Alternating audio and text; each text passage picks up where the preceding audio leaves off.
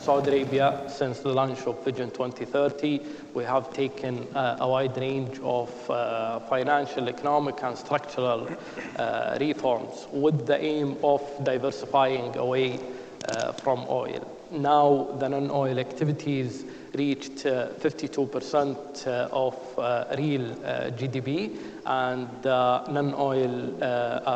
non-oil activities reached 52% of real GDP, and non-oil revenues have increased dramatically and significantly during this period.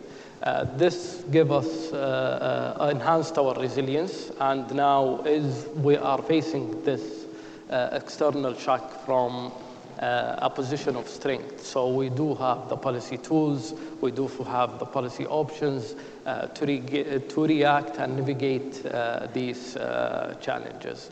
So my bottom line is that it is more important than ever to take these tough decisions and implement the structural reforms.